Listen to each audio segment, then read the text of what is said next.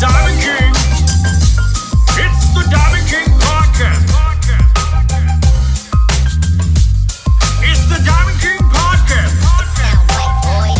When you started with the tap room, what was the concept? Did you plan on doing that from the beginning, or were you just managing the beer and said, hell, we've got it here, we may as well have some friends over? How'd it go? No, so it was technically illegal to have a tap room in a brewery when we opened a brewery in the state of Louisiana. Wow. Louisiana laws When was prohibited it? When was that? We opened in 2013. We sold our first beer in March of 13. We technically incorporated in 11, but through permitting, licensing, finding the right place, our first beer was sold March 13. So, Present location? No, our first location. We are in our second location now. The present location we've been in since March of 2018. It's such a cool hangout. Every now and then I'll pop into a bar, have a drink or two, and I look around and I go, goodness gracious. Whew, I'm so glad I'm married. Go home. Your place didn't give me that feeling. I wanted to come back. I wanted to hang out. I made the best of chums with the first person I talked to who was sitting next to me. So trivia night, was happening, and it was a real good turnout. And so one of the things that I thought was genius about your setup, because what I find, if you're fortunate enough to get liftoff with an endeavor, with a business concept, no matter what it is, if you are fortunate enough to have success, then you run short on time for the things you need to do. And I thought something was really keen about what you guys do is that your focus is on your beer. Your focus is on you keeping the environment enjoyable, keeping it, true to the idea of it being a tap room hangout brewery. But it really says brewery, Right. The food trucks. The food trucks, Yeah. I said, it's genius. They don't have to wash plates. They don't have to hire wait staff. They make the beer, they serve the beer. It's genius. Tell me about the food trucks. Well, we have quite a few of them now, finally, And for a while there, it was hard to find, but now they're actually finding us. They're calling on us and asking if they can come by. And, so we've really, really enjoyed, especially recently, just the amount of food trucks and pop-ups that we have. Give you variety. You're also supporting local, right? Right, You're supporting another right. business. They're trying to make money for their families and everything. So you're supporting somebody else. You can mix up the menus. Like you said, a lot of cost savings on our side, not having to employ waiters, waitresses, and have food, full kitchen, all that jazz. Right. So, but yeah, it's really cool having different people there. And our fans, who we call the Chafunkta tribe, by the way. Nice. The tribe. The tribe, yeah. Shout out to the Chafunkta tribe. That's it. Hopefully You need to make some little arrowhead pendants. Yeah. I know a There guy you who hook you up with that. You know any jewelers? I know a guy. We'll get you some little pendants. We'll and give you our guy. I know. I think you'll like him. We'll see. I bet he might be cool. I heard he's awesome. So the last time I was there, there was a guy doing burgers, and they were fantastic. It was Fantastic. wonderful. Oh, yeah, fantastic. Yep. Fantastic, yeah. So let's talk about the beer for a second. You guys have a pretty good spread. How many beers do you normally have on tap? So right now we have 7 on tap. And again, it varies. 6 to 9 is kind of where we live right now with our current small setup. 1.5 barrel system, which is 46.5 gallons worth of beer, is what we brew on 2 batches a week. So Nice. it's not a lot of beer at the end of the day. It's about 16, just like Corny Keg Sixtels, which for our listeners is about 5 gallons of beer, which is 40 pints or 50 12-ounce beers. So 16 of those we produce each week. And right now we're going through more than that. So we're going Really? to have to do something. And we actually are in the middle of an expansion, so we can talk about that as well. Tell me about what the expansion. Let's talk about your wildest dreams, close to reality expansion is, right? So where can you see, like, if everything works out, what's the expansion look like to you? So from an equipment perspective, just letting you know that we actually have all the equipment in the brewery right now. We just haven't got it all put together and running yet. So going back to the numbers, I mentioned 46.5 gallons is our brew house. Well, the new one's 465 gallons, so it's 10x. That's what I'm talking So about. yeah, that should keep us a little busy. You'll have some extra. Wow. Well, so back into distribution. During COVID, we got out of distribution because we were technically contract brewing at another facility down in Thibodaux. And if you recall, during COVID, what got killed was draft beer. Everything was to go. Bars and restaurants, they couldn't serve draft beer anymore. And you really need draft beer in order for the contract brewing model to be successful. So once that went away, we just got out of contract brewing, focused on expanding our location in Mandeville to where we can do that big amount of beer at our place instead of somewhere else. So if we do, God forbid, have another incident, pandemic, that we can do to go only, but we'll be maximizing our profits because we're producing it, not somebody else. Nice. So are you always developing a new beer, or do you get to the point to where you're like, you know what, let's jockey these for a minute? So recently, I've been basically having to just keep brewing the same beers over and over just to keep those on tap. A few months ago, I was able to interject a new beer every now and then, and I hope to be able to do that soon before we get to the big equipment as well. But when I get an opportunity to brew a new beer, I do. But lately, it's been just keeping the ones we have on tap. That's been like my priority. But yeah, I mean, that's what got me into it, right, was the creativity portion of brewing beer, making brand new recipes. For 2020, during the pandemic and everything, we had what we called one and done series, where we brewed a brand new beer just once and didn't do it again. And we came out with, I want to say 20 or so beers a lot. that year, brand new beers. So did you file those away and rate them, and maybe they'll resurface one day? Absolutely. What's cool? There's this app called Untapped that most craft beer fans use to basically rate their beers that they like and keep track of where they've been, show off to all their friends at cool places they're at and stuff, and they rate your beers. So I can actually go look at any point in time and see what the fan favorites were, what rated highest, and focus on those beers and focus on new beers like those beers maybe. So that's kind of cool. That is cool. Yeah. That's fun, man. When I was living in Chico, that Sierra Nevada Pale Ale had just really hit the market, and it was just selling like crazy. And I remember when I went to their brewery. No, are you a fan of visiting breweries? I am when I can, but as you know, running a business, I just don't have the time. Now you're too busy. It's too late. Yep. Too late now. Their place in Chico, California, and I'm saying this for a reason. If you have a winner, if you have something that people really appreciate, and you guys do, there's no limit to how far you can take it, of how much you can build of it, as long as you have support from people. And when I see something that's working, that's how my mind works. I imagine it, like you said, you guys just made a move to go from 45 to 450 gallons of production at a time. That's what I like. I'm like, ramp it up, man. Let's do something. Come on, see how fast this sucker can go. Yeah. And we think that, the increase in the amount of people we've had in the past 6 months has something to do with that, because you can see the equipment's there. You can see it. It's just not all set up yet, but we have a brand new cold room, 1,000 square feet, really big, takes up more than half the whole facility. And so that's new. So everything's new and it's exciting, sparkly, and people see it and they want to be a part of something that's fun and exciting and successful. So fingers crossed we can get it all put together.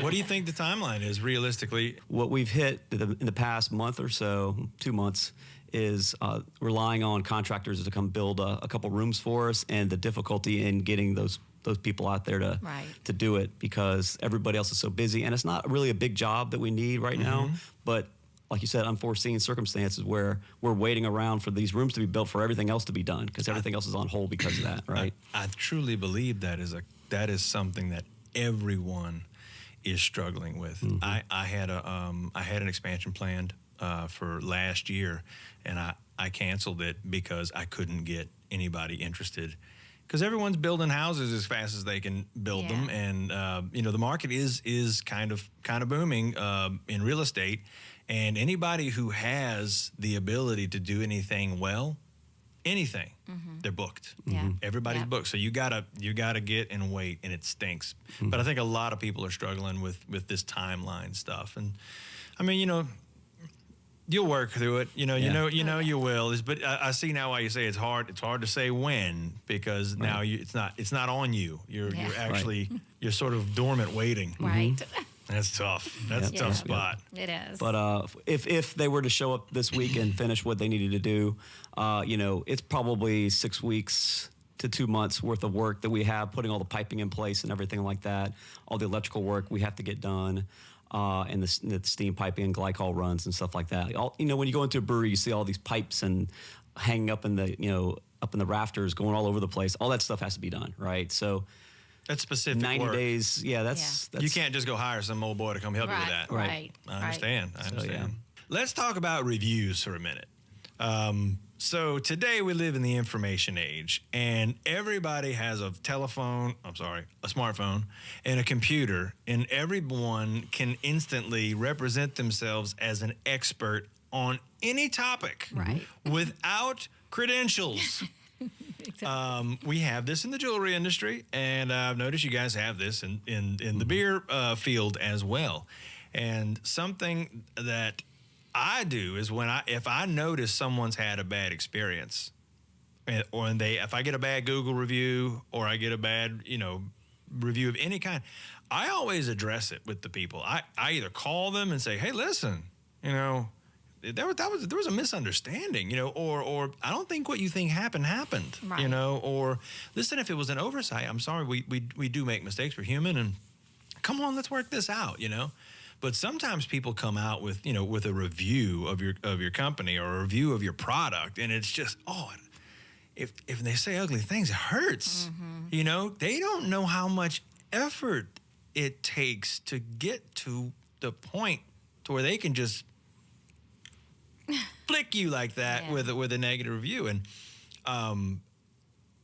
has this happened to you guys with your beer reviews? Have you ever had somebody just rip you, and then it's just like, wait a second, what happened? Yeah, so going back to the Untapped thing, like I was saying, you can rate things. Well, you can also comment on your ratings and why you're rating something a certain way. And in the beginning of our business life, like you said, it was I took it personally. I had trouble separating, business from personal feelings about the reviews. It happened, but very rarely, I have to admit, did somebody say something negative.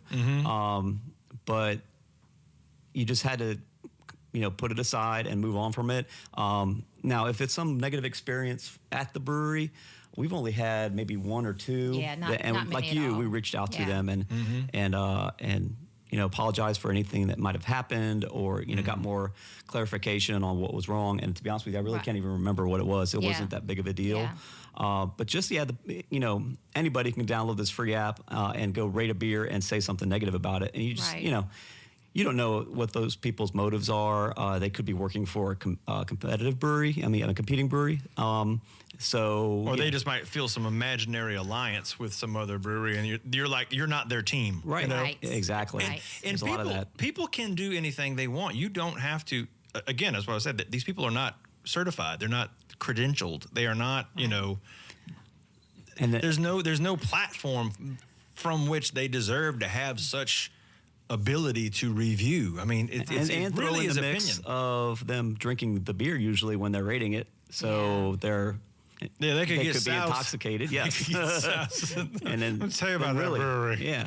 And just the shortest answer, I guess, to give you is it doesn't really bother us anymore if we see stuff like that. At least me, Jamie maybe, but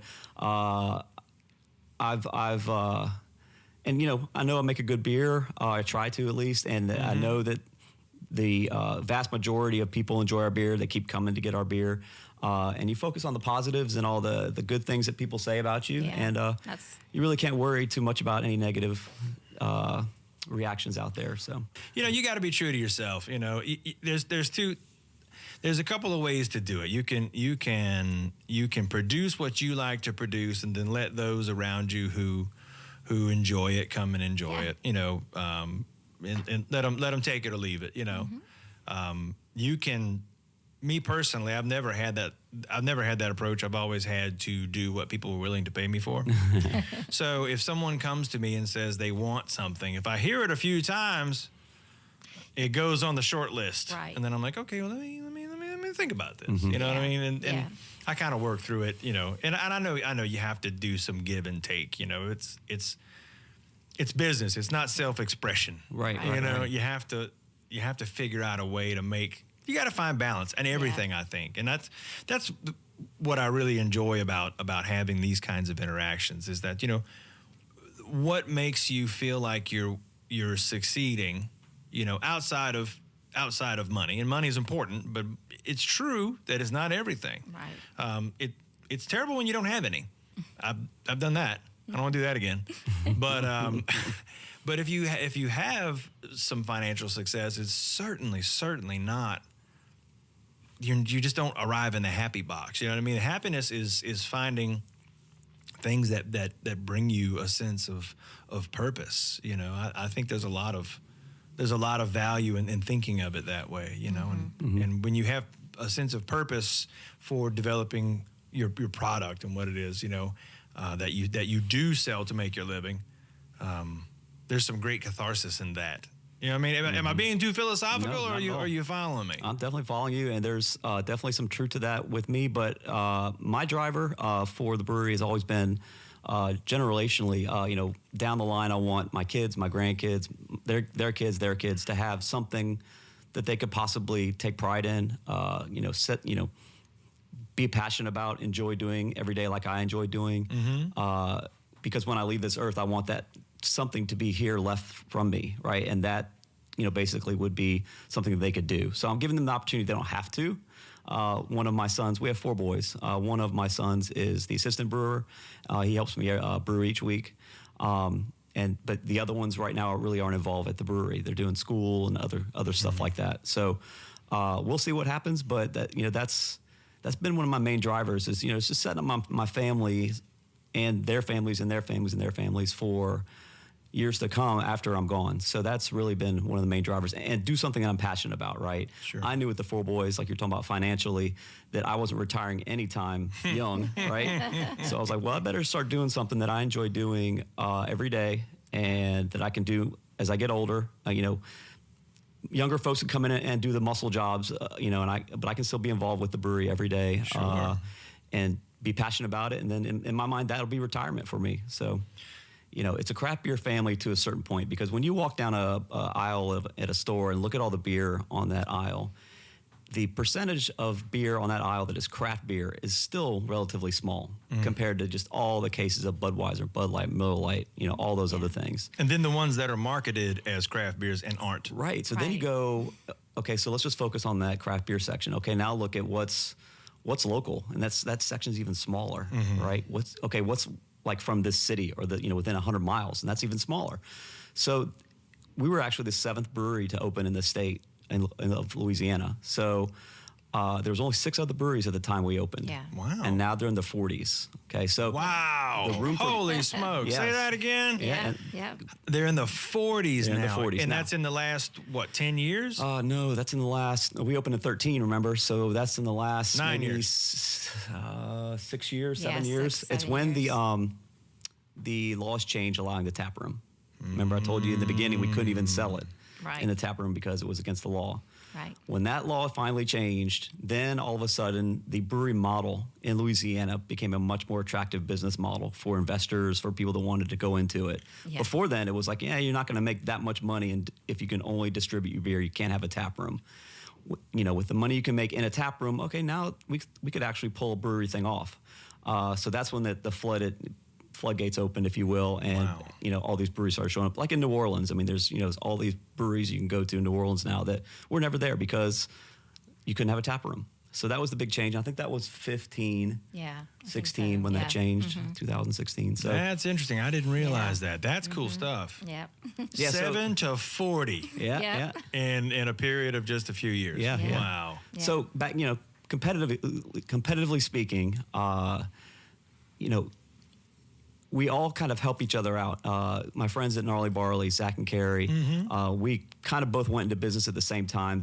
I think they opened a year after us. Yes. But those years leading up to those opening times for both of us, we would always bounce ideas off each other or bounce questions like, hey, what permit did you have to get for this, or who'd you have to talk to get That's this the done? hard stuff. Yeah. Yeah, That's the hard stuff. Making your product, doing your work. That's the good part. Right. It's all the other administrative. That's the thing of again, entrepreneurship and business ownership and management. That's the stuff that nobody's teaching. That you got to learn that stuff on the street, man. Yep, Right. that's exactly what Right. we did, and they're successful. We're successful, and we're going through this expansion with this really big equipment, kind of like Gnarly Barley has. So I'll be pinging Zach and Right. asking him, hey, I've known Zach for 20-something years. yeah, cool. So I'll be Yeah. asking him, hey, what about this piece and part? Where's it go? And you have any idea how this works? Because it's all brand new to me, all this bigger equipment. Right now, I've worked with it when we contract brewed. At Lazy Magnolia and at Mudbug Brewery, we actually went down there and brewed the beer. Right. So we used all their bigger equipment, but putting it all together, that's just and getting it going, just a whole new animal for me. So. That's Yeah. interesting. The He's notion, gonna not like all the phone calls coming in from me pretty soon. I'm guessing. the notion of contract brewing. I think that's interesting. I didn't know anything about that until I started, looking into it recently. That's a very interesting system. When you're contract brewing, someone is brewing a recipe that you developed, and then. The There's some quality risk. when the quality control's kind of out of your hands at a certain point. So there's a real jeopardy of things going, not perfectly. If you, as particular as you said, as you like to be about your brewing, It was difficult, no doubt. That's got to be a challenge. And it's something when we started the business we weren't planning on doing, Right. but we just didn't see the demand for our product growing as fast as it did, and we had to do something. Everybody wanted our beer, and that's the only way we could get it to them at the time. Now we have the mentality of, okay, well, we know everybody still wants our beer out there, but they're just going to have to wait. But it's Right. going to get better. And we had Yeah. the tap room to get us through that gap. Back before we had the tap room, we had no other way to make money. So it's Yeah. like we had to distribute more. So we had to do it. The nice thing about when we were at Lazy Magnolia and at Mudbug is Lazy Magnolia was only 45 minutes from my driveway to their driveway. So I could be over there a lot. Yeah.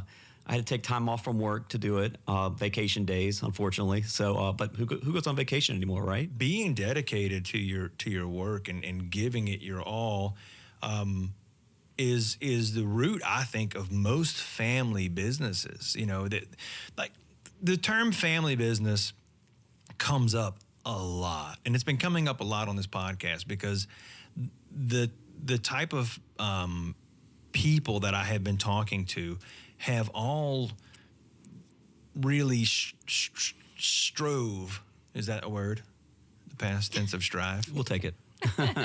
Well, strived would be silly. Striven. No, they've strove. I think that's the word. I'm staying with it. Yeah. To try to make progress and try to achieve, and they've helped each other, as however they could, whether it's a spouse or a sibling or young people working with a parent. I think that's what family business is. People come and ask me all the time here in the jewelry shop, is this a family business? And I always say, well, I have a wife and I have children, so I got a family, But a lot of times what they want to know is it generational?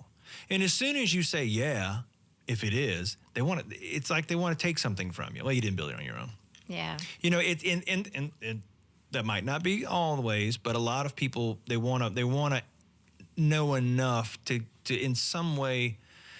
I didn't build it, But the truth is that I do know people who have successful family businesses that are generational, and they struggle just like everybody else. Yeah. The boat in some cases is bigger. So it's just the demand for success, the demand for cash flow, the responsibility of employees, and it just grows and grows and grows and gets crazy, at some point in time. You have to, I think, in business, if you have success, and that's always the caveat, in business, if you have success, because so many people strike out to do things and they have these fantasy goals of what's going to happen, and then they start living it up and it just goes badly. It ends badly. And I don't know what the statistics are about, about surviving new businesses, because you hear different things. Yeah. But it ain't good. It's hard. It's hard. And I think a lot of people aren't prepared for the challenges. They're Right. Yeah, we weren't. No, You never are, but you were able to dig and go, you know what, I'm gonna do this, or I'm gonna, you know what I'm gonna do. Well, if that's the way it's got to be, then here's what I'm gonna do. And you always circle back, and you rally, and you come back, and you face it, and you deal with it. And that's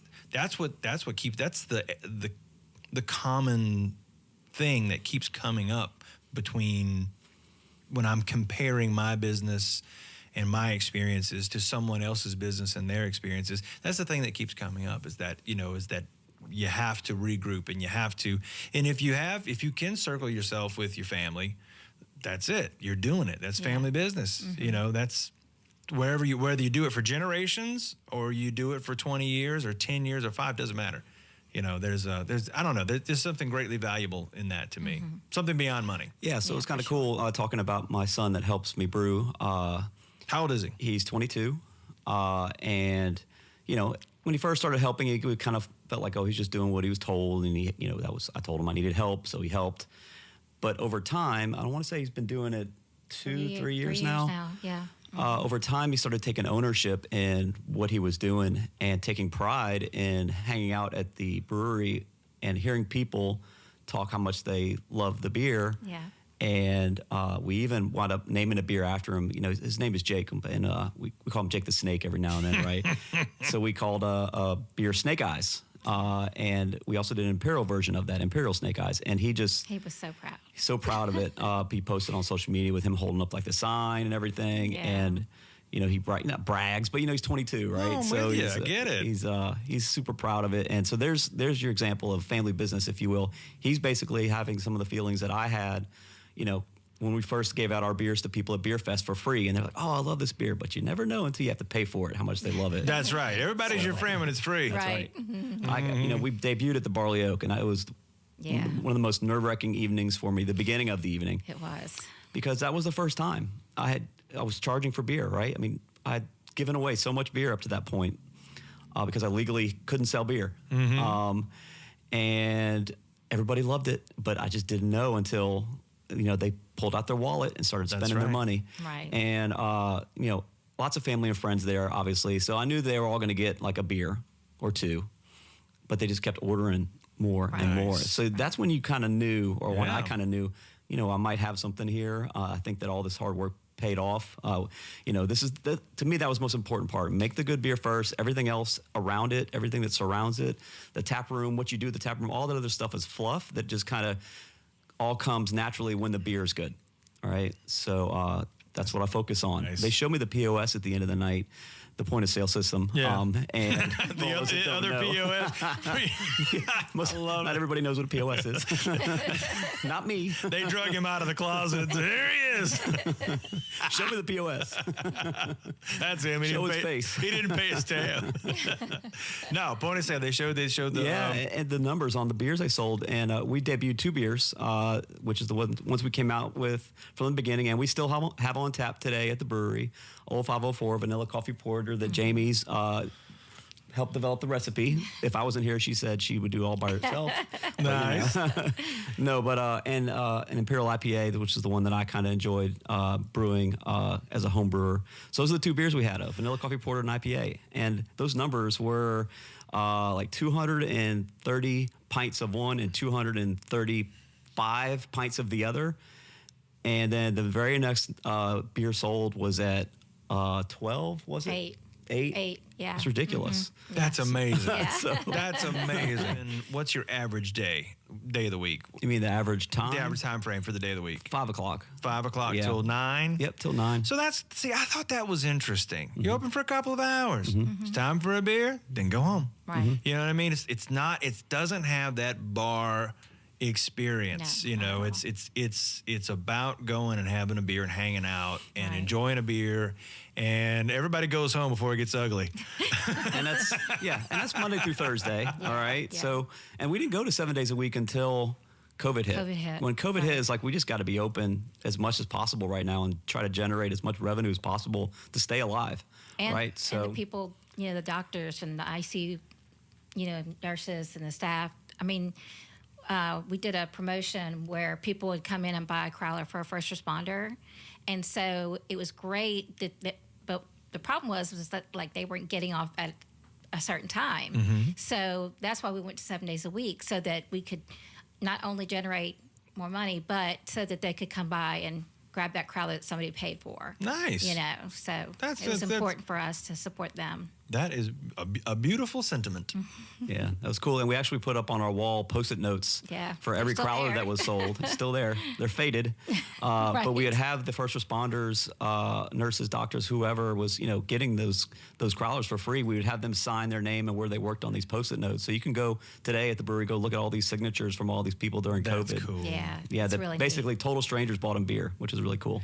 That's the tribe. I love when you go to a place and they've got stuff on the walls. Because when you're new to a place, when you go to a bar or a hangout, whatever it is, and they've got decorations or a brewery. I remember at the Sierra Nevada brewery, they had steins that belonged to friends of the owner of the brewery, who when they came in, they got to have their own stein. Right. And they built these beautiful cabinets that would hold them, and they were locked, and it was just beautiful, and it gave a sense of, of these guys. There's some sensation of history here. You guys are in the midst of building your history. With these events like this. The reason you don't take the sticky notes down is because that stuff's important. Right. It's a simple little thing, but you know what it means, Yeah. and the people who know what it means, they know what it means, And people there's- ask about it. Right? You gotta and tell people them. ask about it. And that's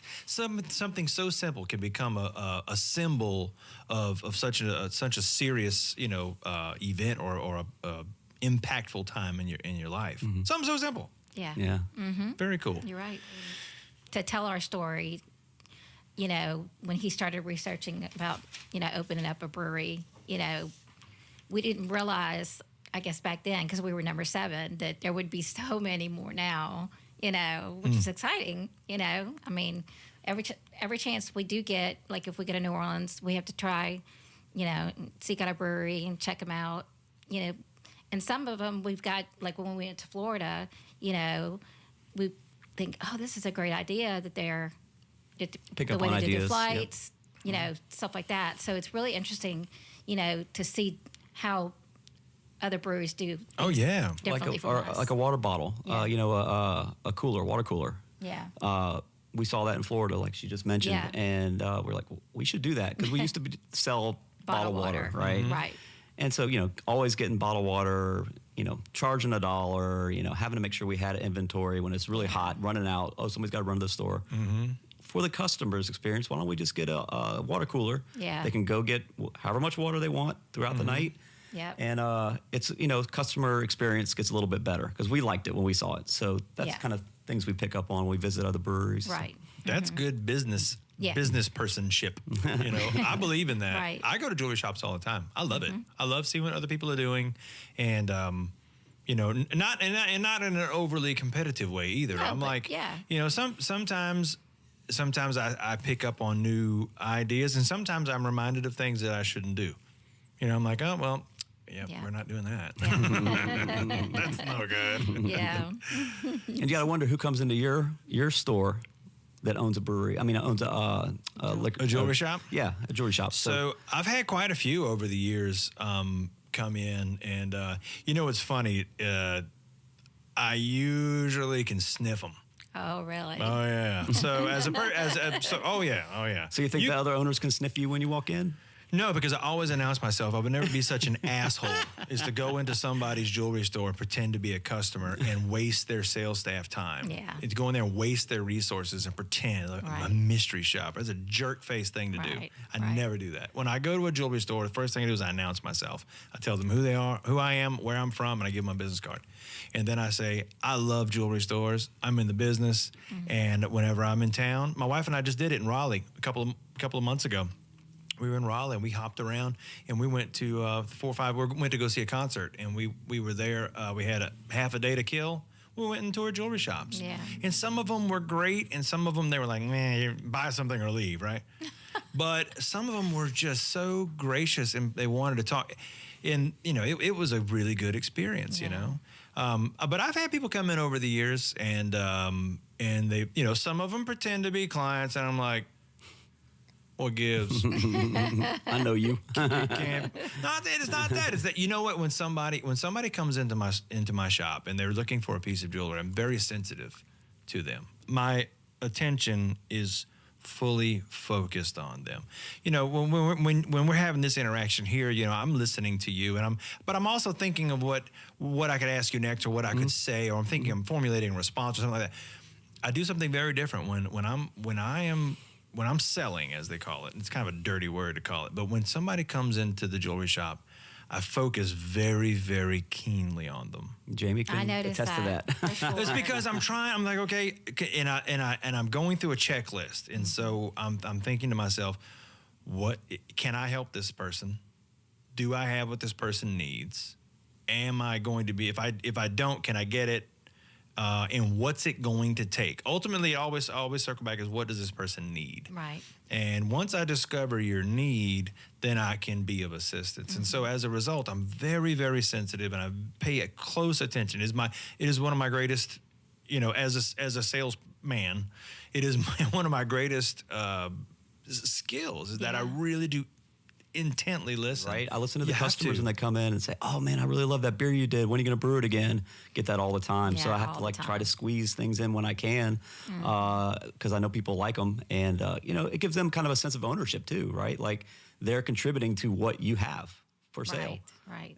And you know, oh, you brought tiki juice back, or you know, my Yeah. favorite Yeah. coconut IPA. Yeah.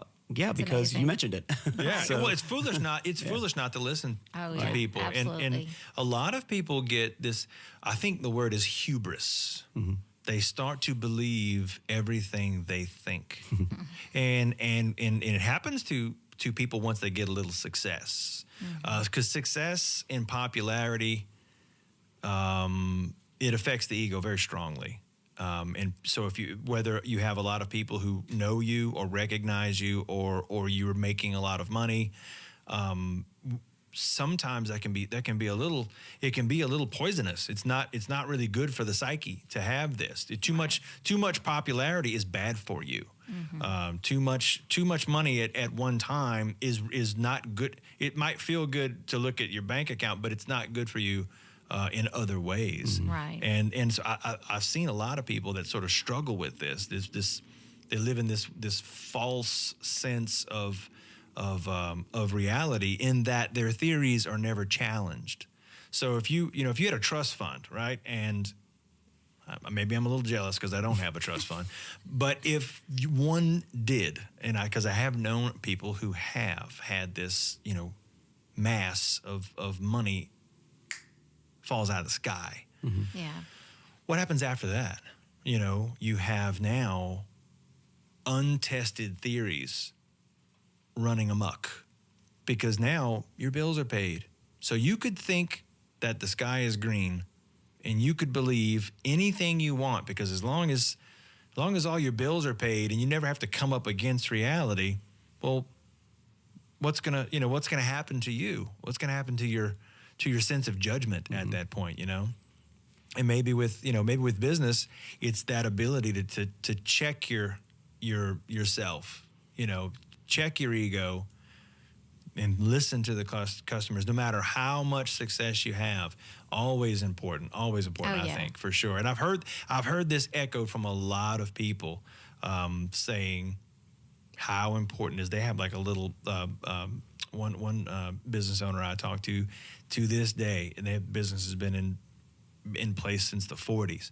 And he said, we have a little piece of paper behind the counter, and when people ask for stuff, he said, I always tell the staff, hey, just write it down. If somebody comes in and I'm not around and they say something and they really say, hey, do you have this? He's like, just write it down. And he said, we've done that forever.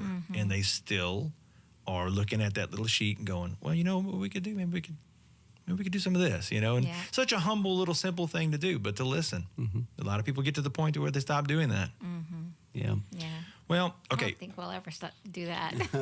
Well, We love listening to the feedback, and whether it's good or bad. I mean, I'm sure there's been a couple times someone hasn't liked something, but we try really hard to make sure that we're, engaging and talking all the time with our customers, especially new people. We want them to come back. By and large, I find that people are good and the reviews are good. If you're doing your part, the public does their part. They'll support you. They'll be there for you. And the bad ones have a tendency to, the bad experiences, we learn from the bad experiences. You learn from your hand in the fire. You learn from the painful ones, Right. and they have a tendency to stick out in your mind. But yeah, listening and having it is a type of love. You learn to love your clients because at some point in time, you realize a couple of things. You can't do it all by yourself. Right. So you have to have people that support you as your team members, your staff, the people that you rely on. You must have those people. Now, if you're running a small operation where you can do everything yourself and you're doing it all on your own and you're able to produce things that way, that's great. But at some point in time, if you're successful, it outgrows your ability to do that. So you have to really focus a lot of attention on your relationship and your dynamic between your staff, team, whatever you want to call it. And then equally so, and first and foremost, are the clients or the buyers, the people who are making the wheel turn. Yeah. Without them, you've just got nothing. Right. Right. And I'm always concerned with people's experience and are they having a good time, Yeah, we definitely want them to have a good experience. It comes down to, are they having a good time, Yeah. I want to create value. You want to create yummy beers, but you got to do it in a way that there's some fun being had and there's some enthusiasm in it. Right. Right. And the way you see that in our business is, I think it's pretty different in yours, but in ours, you see people frequently, right? They come back. Yeah. So if they're having fun, they would come back. But if they're not having fun, they wouldn't come back. So it's a pretty clear indicator that they're having a good time because they're coming back, right? For sure. I'm guessing people don't come to the jewelry store once a week like they do at the brewery. Would you believe? Some people do. Would you believe we do? We have people who jewelry is something they're passionate about. Okay. And they have a lot of it. And they're always interested in shopping and looking and seeing new pieces. And for them, it's an enjoyment just being around. We always encourage people to have their jewelry cleaned regularly. Bring it in. Yeah. The first thing I told you when you got your ring, I was like, bring this thing in. Yeah. Let me clean it. Let me keep it looking shiny and bright because, if you don't look good, we don't look good, right? Right. So, And she likes it when it's clean, too. Oh, golly. Every single day I clean a piece of jewelry for somebody, and we do it multiple times, but every day it happens. Somebody goes, oh, I can't believe how dirty it got. Right. I know. So people are coming around to have things serviced. They're coming around, so we do see them. Some people buy jewelry way more frequently than others. We have people that we see every couple of months sometimes, and they go through phases. So we may have somebody who'll have an anniversary, and then they'll have a birthday, and then it'll be Christmas, and then they'll buy something for one of their kids. And then, we may see this person every few weeks or every few months for a period of a year and a half, and then we won't see them for a bit, and then they'll cycle back around, and we'll see them again. And when something happens or they have an occasion, or I'm always encouraging people, bring your jewelry in. Let me clean it. There's thousands of you out there, I know it, who have bought pieces from us. We have the data. Bring the pieces in. Let's clean them and check them. It's super important, So anyhow. Look, guys, thank you so much for coming in today. I know you're busy. 7 days a week, these people. 7 days a week, they're open. Thank you so much for taking the time to come in and visit with me. I have a lot of respect for what you do. I know how hard it is to keep it going day after day after day. But when you love it, when it is part of who you are, it is work, but it becomes your life. And so I Yeah. appreciate you coming and sharing a part of your life with us here today. It really means a lot. And that you we made the effort. appreciate you bringing us on Yes. and allowing us so to talk to your much. customers. Nothing and, to it. And hopefully get some new ones out there. And, Dude, I know that's going to happen. I believe that's going to happen. I think John F. Kennedy said in a speech, and I've said this for a long time, and I never realized it was a quote from Kennedy, but he says, "A rising tide lifts all ships." Wow. And so, me uplifting and showcasing not only other business people, but you guys are my clients. You know what I mean? The way I feel about you is the way you feel about the people who come to your brew pub. Yeah. You know, who come to your brewery. You see them, and you may not always go over there and hug them and love them, and hug them and tell them you love them, but you know you do. Yeah. Because without them, you know, the circle wouldn't go around anymore. Yep. So, thanks from the bottom of my heart. Thank you, and I can't wait to see you again. Matter of fact, you might see me at the brewery here soon. there you go. Yeah. Then we can hug you. Yeah, I'll hug you. I'm a hugger. All right, guys. Thank you so much. Thank you. Bye-bye. Thank you. It's the Diamond King. It's the Diamond King Podcast.